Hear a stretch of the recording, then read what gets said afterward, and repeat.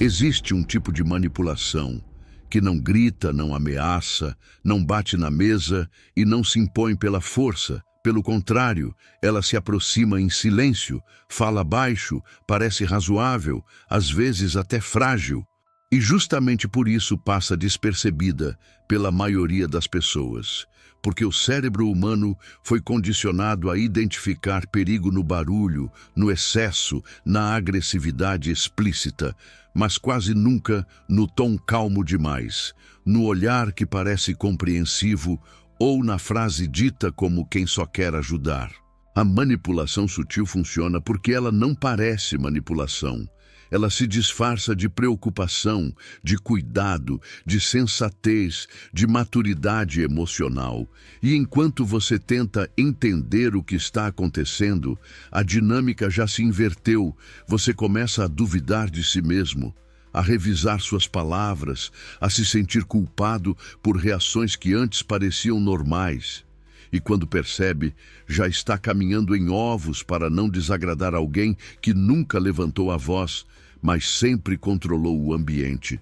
O manipulador sutil não precisa mentir o tempo todo. Ele prefere distorcer, sugerir, insinuar, plantar dúvidas como quem joga sementes invisíveis, porque o que nasce na sua mente parece ter sido ideia sua, e isso é o que torna esse tipo de manipulação tão perigosa.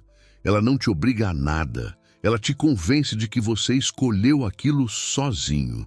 Uma das armas mais comuns da manipulação sutil são as frases aparentemente inocentes, aquelas que soam normais para quem escuta de fora, mas carregam uma carga emocional pesada para quem recebe. Frases como: "Eu só estou dizendo isso porque me importo com você", ou "talvez eu esteja errado, mas parece que você anda diferente", ou ainda "você sempre reage assim quando alguém tenta te ajudar". E o detalhe psicológico aqui é que essas frases não atacam diretamente. Elas colocam você na defensiva sem parecer acusação. O cérebro humano odeia a sensação de ser visto como ingrato, desequilibrado ou insensível.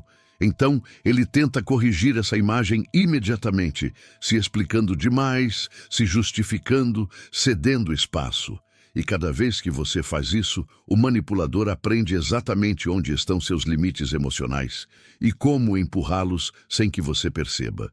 Outro comportamento clássico da manipulação sutil é a passivo-agressividade, aquela comunicação em que nada é dito diretamente, mas tudo é sentido, o silêncio que pune, a resposta curta que carrega reprovação, o atraso proposital, o esquecimento conveniente, e quando você pergunta o que está acontecendo, a resposta vem limpa demais. Não é nada, você que está sensível, e nesse momento ocorre uma inversão psicológica perigosa.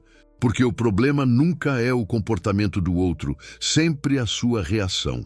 A passivo-agressividade é eficaz porque cria confusão, e a mente confusa busca aprovação, busca clareza, busca paz, e acaba se moldando ao comportamento do manipulador para evitar aquele desconforto emocional, sem perceber que está sendo treinada, condicionada, como alguém que aprende a evitar certos movimentos para não provocar dor. Existe também a psicologia de quem se faz de vítima, talvez uma das ferramentas mais sofisticadas da manipulação sutil, porque ela transforma qualquer confronto em crueldade, qualquer limite em ataque, qualquer discordância em prova de insensibilidade, e assim o manipulador nunca precisa assumir responsabilidade. Afinal, ele sempre é o mais machucado da história. Quando alguém se coloca constantemente no papel de vítima, a dinâmica se torna desequilibrada, porque você passa a sentir que precisa compensar algo que nunca fez, carregar culpas que não são suas e abrir mão de necessidades legítimas para não parecer egoísta. E isso cria uma relação onde um lado sente demais e o outro nunca sente o suficiente. O mais perturbador é que muitos manipuladores sutis não se veem como manipuladores. Eles acreditam genuinamente que estão apenas reagindo, se defendendo, tentando sobreviver emocionalmente. E essa autoimagem os torna ainda mais convincentes, porque não há cinismo explícito, há coerência emocional interna, e o cérebro humano tende a confiar em quem parece emocionalmente consistente, mesmo quando essa consistência é construída sobre distorções. E manipulação sem gritos funciona porque ela atua diretamente nas emoções mais primitivas do ser humano. Medo de rejeição, necessidade de pertencimento, culpa, vergonha, e o manipulador experiente sabe exatamente quando ativar cada uma delas, às vezes com um olhar, às vezes com uma pausa longa demais antes de responder, às vezes com um suspiro que carrega mais mensagem do que palavras. Com o tempo, a pessoa manipulada começa a mudar, não porque quer, mas porque precisa, começa a se calar mais, a pensar 2 vezes antes de falar, a engolir desconfortos, a normalizar atitudes que antes incomodariam, e esse processo é tão gradual que raramente é percebido como abuso psicológico.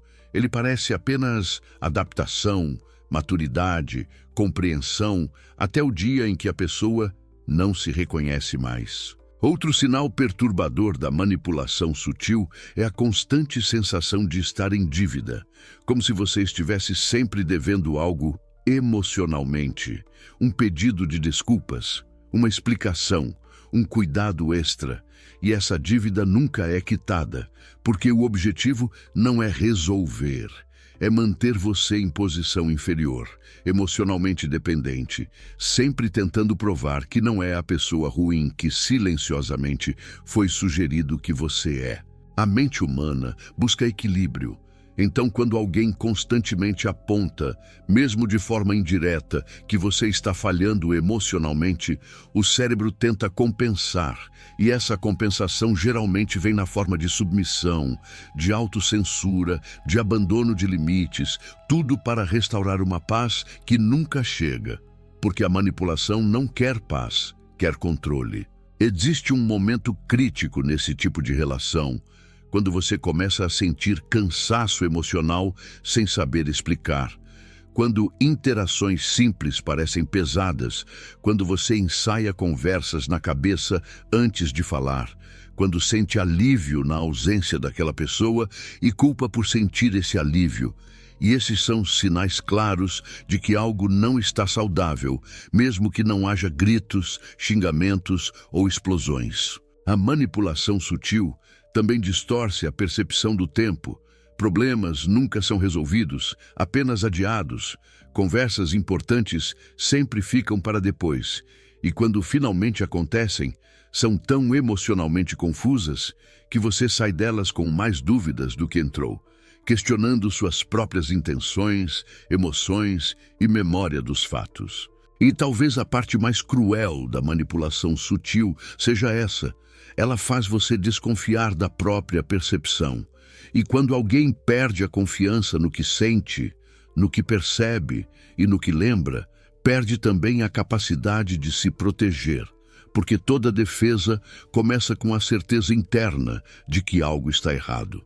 Entender a psicologia da manipulação sutil não é sobre acusar o mundo ou se tornar desconfiado de tudo.